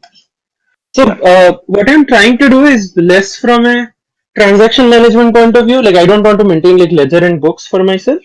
It's mostly around like, hey, how do I visualize my investments and how do I set up triggers and all. Things like how do I dynamically fetch mutual fund NAVs or stock prices daily. I don't want to do like any high frequency thing, but mostly like at the end of the day, I get a gist from the web, and then it shows a graph based on my transactions and held units. Interesting. If you can make it customizable for everyone's needs, okay. I mean, you basically have some kind of fee to get mutual funds and other stuff, and then your finance. Yeah, that would be interesting. Okay. Other thing you can probably do is like look at Frappe Books and see if you can kind of add that as a plugin to Frappe Books, right? That would be cool. That is also a possibility. Yeah. I am noting down everything. Somebody shared like Collate.pro. Yeah, Collate is like an expense management, Gano Cash, KMI Money, all of those are like expense management. So my goal is to clarify, my goal is not to build a ledger. My goal is mostly to build a small tooling which everyone who is like curious or a bit cautious about their financial data, that they can just download it from their banks as CSVs or their mutual fund providers CDSL as CSVs, and then can manage the data locally. So my goal is to make it open source. And when somebody has actually wrote something which they are providing on Android for free, but they have which is called RTOs or RTOs, but they don't want to make the code open source, which they are very clear about on Reddit. So that does not help me. So basically something like what Kuvera does, right? They import those mutual fund PDF files and then they create graphs out of it. Something similar to that is your idea. Something similar, yes. So Kuvera does not do stocks as of now. It just gets the stocks data, but it can't get the base price, as in the bought price. There's a term for it. I forgot. So Are you sure about that? Because I think it does show me the price I bought it at. oh, is it? Yeah, Okay. there's this Maybe- transaction thing in there. Maybe you can check it out. Okay. I severed all the integrations because I was a bit wary about the data, considering all the issues Correct. going on these days. Yep, fair enough. I want to bring it to a shape where people can view it and maybe also others can pitch in, because I know like if a lot of friends of mine who are interested in things like this, but they can't really do it. They're doing it like Google Sheets or normal Excel spreadsheets, which is a great tool, by the way, for doing this. Yes, sometimes Excel is all we need. Yeah, Excel and like table kind of cover use case for so many things that a lot of times when people at my office come to me that we need to build this tool, I just tell them, why do you want us to build it? We can directly do that on Airtable. Well, again, like my first assumption breaks there. Like open source, like control should be in my hands. I think there are a lot of open source spreadsheet companies as well, right? Yeah, I can use free Office, Open Office, and all of those. That's what I'm doing right now. Plain simple Excel. Can you also share your open source link in the chat so that we can see what like kind of thing you do? Everything is under the wraps right now because it is mostly suited to my flow. So when I make it generic, I will post something. So you have like perfect credentials in the code. Sorry? You have like personal credentials in the code or something. No, there are no credentials, just that it's suited to my investments as of now. The categories and all of those are hard coded. Akshay, so you have a nice point that talks to Zerodha. I do want to talk to Zerodha API, but they're very costly at this moment. I can't pay for it. It's like per month 2,000 rupees. I don't want to pay that much right now. They don't have a free plan. You can use their API using the cookie. Anand, can you elaborate on that, please? No, see, at some point I want to buy gold bonds, okay, on Zerodha. The gold bonds are available on, when you can buy it in stock market, but there's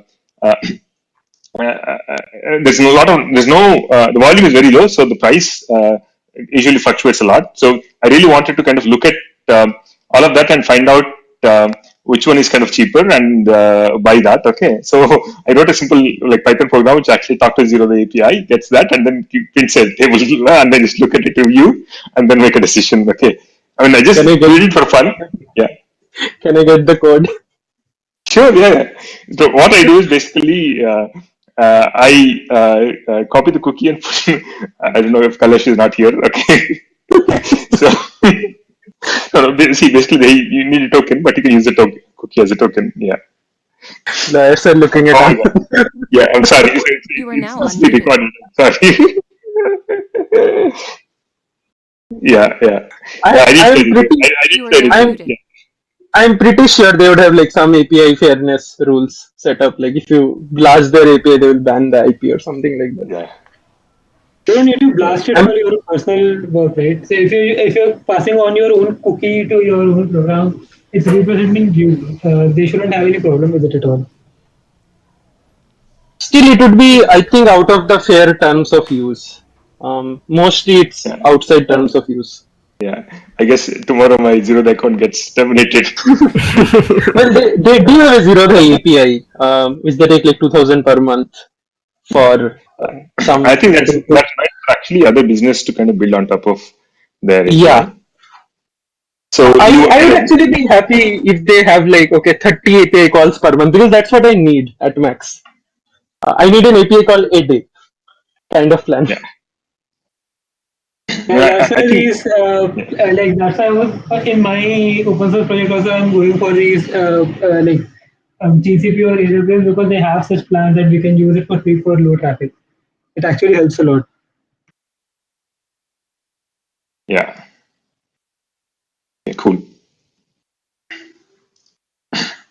how to make money with open source. Very good topic.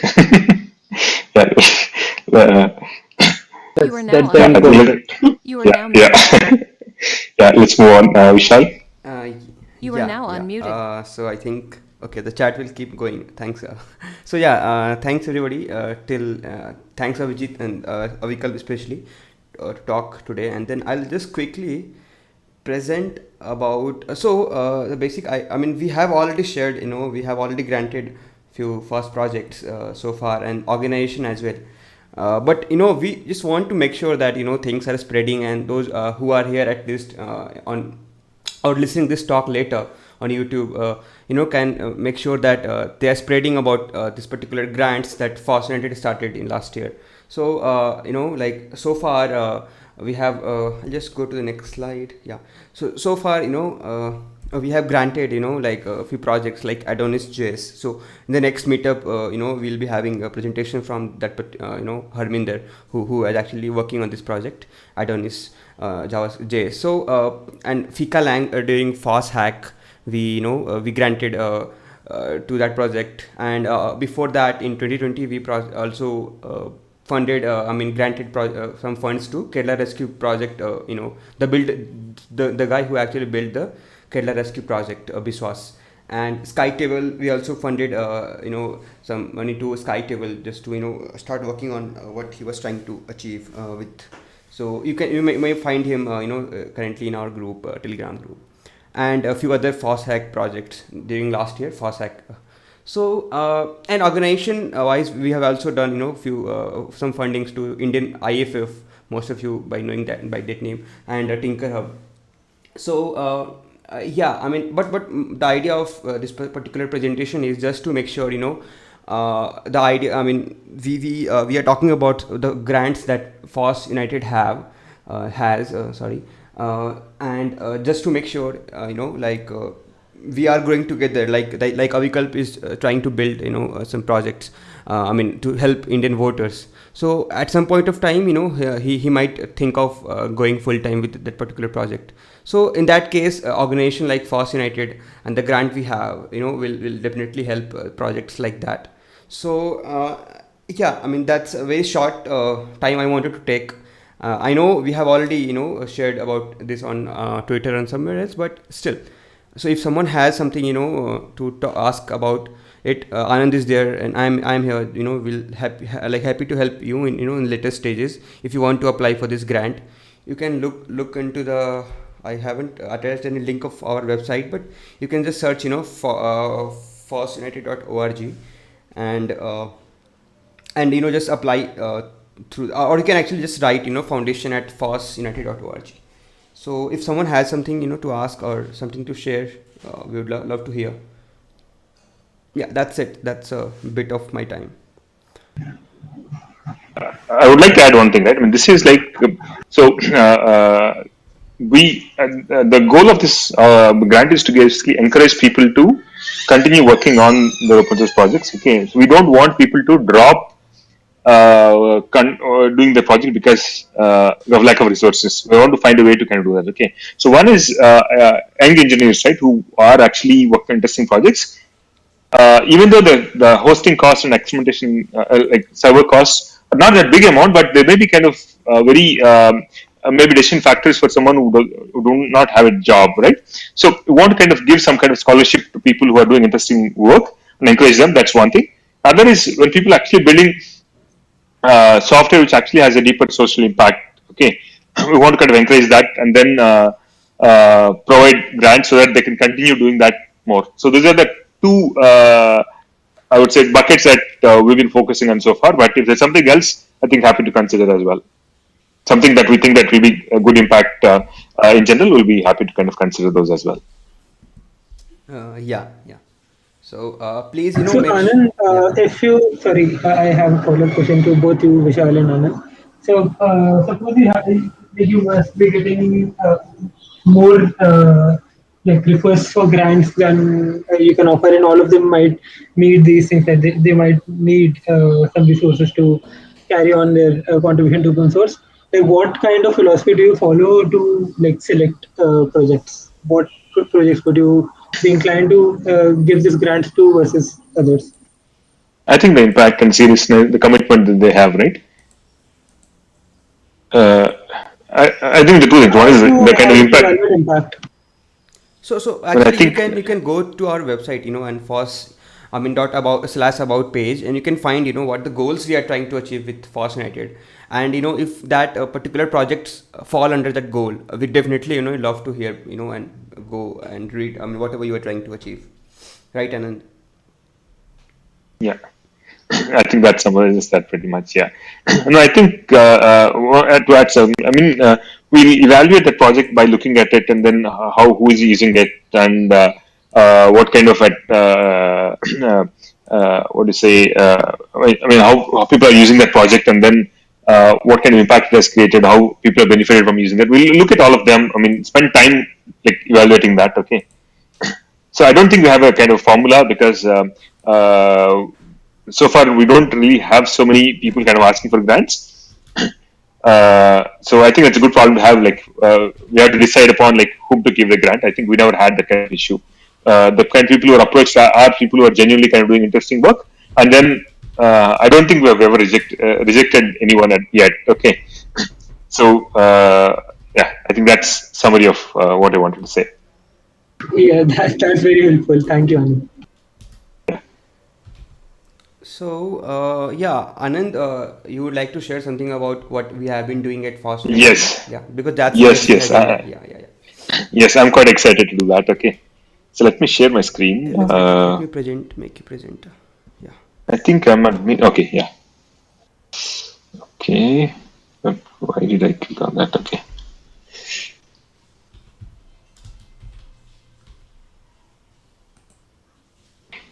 Let me know when you can see my screen. Okay. So, so one thing that I've been working on at FOSS United recently is this tiny library called Joy. It's a creative coding library in Python. So, last 4-5 months, I've been working on.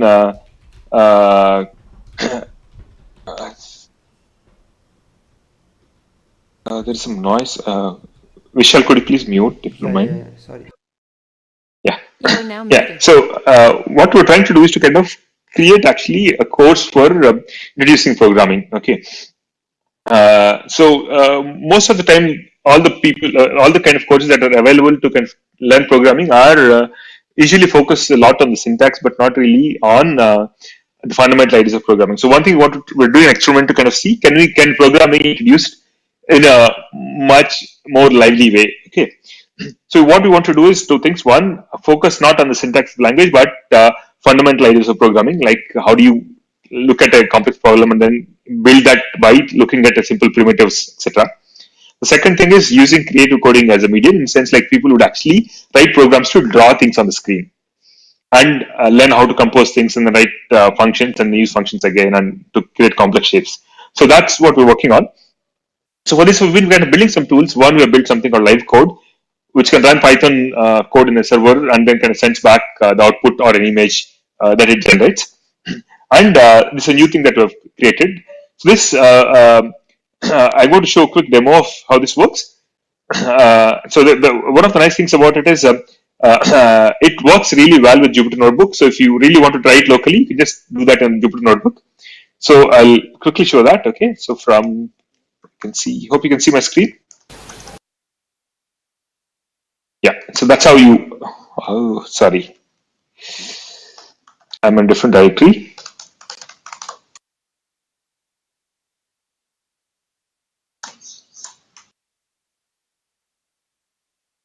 Okay. So now I imported all the things in the library. I can create a circle, and I can show the circle. It will show how the circle, whatever shape I've drawn. But you can also, in the Jupyter, you can actually even, just like Jupyter kind of prints the thing immediately, right? You can just say circle, it will actually show a circle. You can do a circle, you can do a rectangle, or different shapes. For example, if you want to create two concentric circles, I'll say C1 equal to circle. So by default, it takes let's say show C1. It takes a circle of radius 100, but you can specify the radius as an argument. C2 is circle radius is 50. Now I can show C1 and C2 together. The interesting thing here is you can actually apply different transformations on this. For example, I can take a line.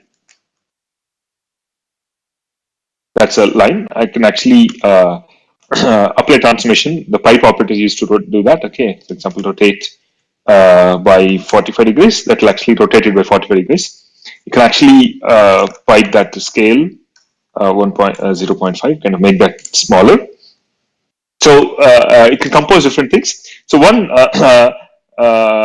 thing you can do is, for example, let's say you want to kind of create two shapes together. You can say circle plus line. That would actually create a single shape that actually has both of them, and that's the shape. Okay, so you can combine shapes like that, or you can apply these transformations. Okay, so one of the beautiful things that you can do is let's take the line and then let's say rotate by angle 10. That would actually rotate it once, but let's say I want to do it multiple times. I want to repeat it multiple times. What you can do is you can say repeat 36 times, so that it will go all around. It will actually repeat it so many times and actually gives an interesting shape.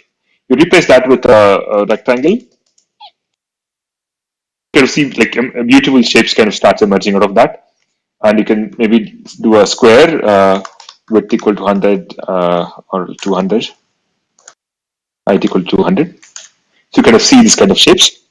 But let's say I want to also kind of scale this as I rotate it. I can do scale it. That will kind of make a very interesting kind of pattern. Maybe I'll make this slightly more. Okay, it will keep on going, and maybe let me increase it. Okay, I think let me make this 5 degrees. Yeah, so you can see it kind of creates really amazing patterns by kind of composing these. This is a one-liner, right? I mean, in one line, I took a rectangle and then repeatedly scaled and rotated.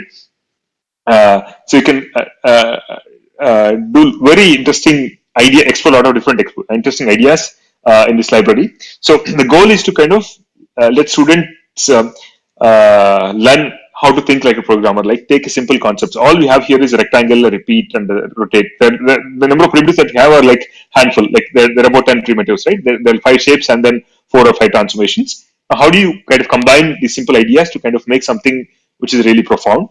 So I'll show you some of the things that I've been kind of playing with. For example, this is something I did a tessellation of that thing. The water shape I shown, I've kind of put two of them together, and so this is again I take a well, not an ellipse but circle, right? Circle I rotate. It's interesting to kind of see. I'll kind of show that. Okay, what is my So if you take a circle,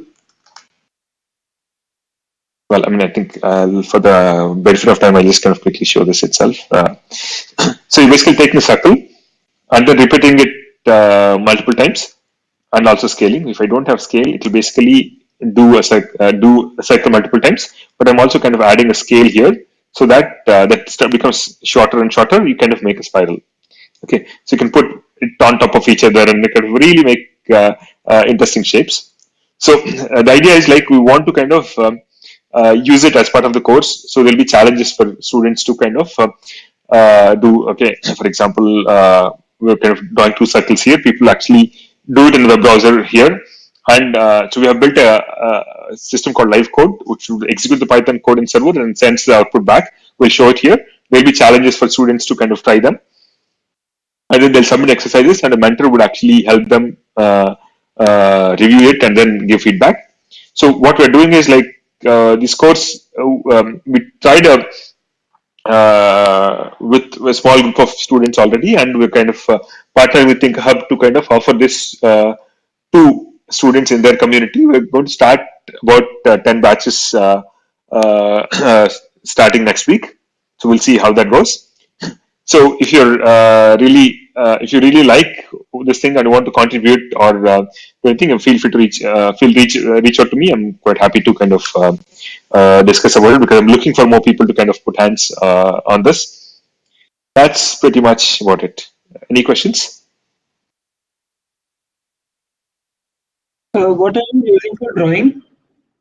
I'm generating an SVG and kind of rendering that SVG.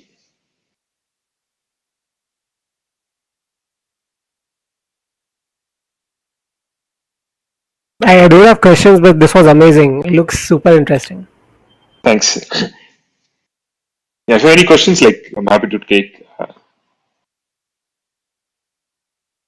So why did you choose this kind of architecture for this? For example, so a lot of what you're doing seems to be very similar to a language called Logo with the turtle, every 20 RT90. So, Yes. Yeah, but I'll tell you. Yeah.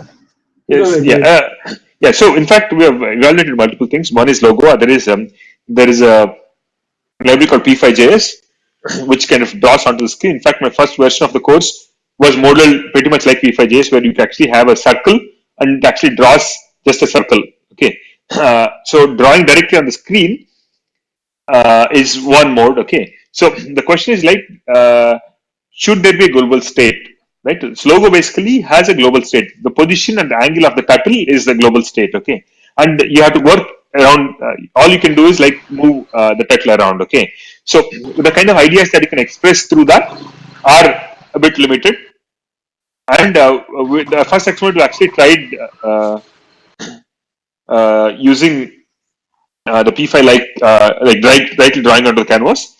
Then what I realized was when people write functions to kind of create more higher order abstractions, these functions are actually not really composable in a true sense because the function is directly writing to it. Okay, it's like the function is printing something but not returning anything back. Okay, so that's something that we felt like it's not a good model to kind of introduce.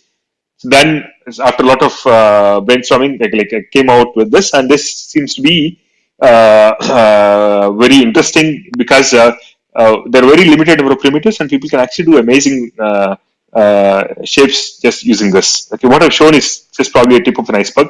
The kind of things that you can do. I like that answer.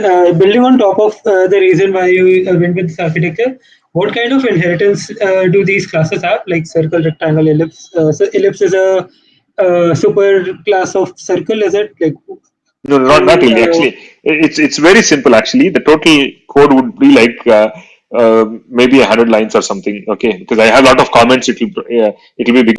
It's open source. You can check it out. I'll just share the link right away in the group. Okay, so these are very simple. The code is really simple. Okay, because SVG does all the hard work. You just have to render that to an SVG node. Okay. So, Anand, that I think I didn't ask my question correctly. So, what I am more interested in here is the kind of problems that are there for a language which prints but does not return is that it does not give the learner a very good feel of how programming languages work, right? That was what your point, right? Say again. So the problem with drawing programs which print but don't return is that they don't give a good feel to the learner about programming. That was your point, right? Yes, that's correct. So I was building on top of it that if we encourage, like if there are ways to do stuff like inheritance on top of these things, being able to do more sophisticated stuff using the library and having that included into it might also be useful for the course. Like you might not have to add anything on the code, but in the course you can maybe introduce this as an additional concept where you're talking about inheritance and about how adding certain features, certain constraints on existing shapes creates new kinds of shapes altogether. Okay, so see, the idea is like we want to introduce this to absolute beginners. Okay, so when you look at what are the fundamental ideas of programming, right? I mean, I don't give like so much value to actually the classes and objects, right? The fundamental ideas are basically how do you take simple ideas and then compose to make bigger ideas. Okay, so I think just having variables, functions, and then control structure like if and for are good enough to actually solve quite complex problems. Okay, so the classes and inheritance, these are techniques used in some programming languages, and some programming languages don't even have them. Okay, so I don't really think they're absolute necessary to kind of introduce them to absolute beginners. So consciously, I want to take a minimalistic approach, like what essential that you need to know in programming, right? I mean, it's not really about teaching syntax of Python. We're using Python for teaching it, but the syntax of the language is not the goal. Okay, they'll not know many things about the syntax of Python. They'll know enough concepts of Python so they can actually solve non-trivial problems. Okay, there are so many interesting problems you can actually solve just by using these things. Okay, that was the kind of idea behind that. Okay. So idea is like after this course, they should be able to kind of go out and actually figure out different patterns like classes, other things, and then learn on their own. Makes sense.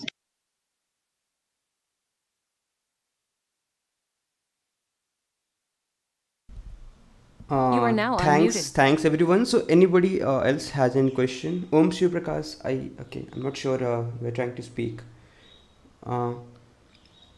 Thanks everyone for joining, Abhijith, and especially and Avikalp to joining in talking about what you are trying to build, and thanks Anand for sharing about the Joy project, and thanks everybody who gave input and and listened to the talk.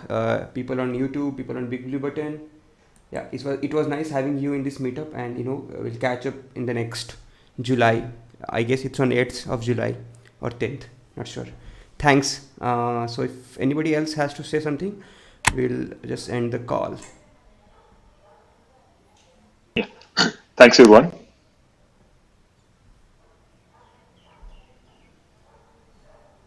Yeah, or we can actually, I'll just share the link of the forum in here, so that and then again I'll ask Avikalp to start the conversation on a particular channel, so that everything will be tracked in a single thread.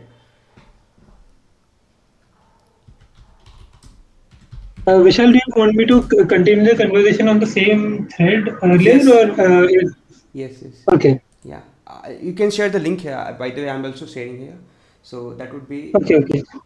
better. So Akshay and anybody who has, or Anand has any suggestion, you can actually put in their Zoom link or something. Sure.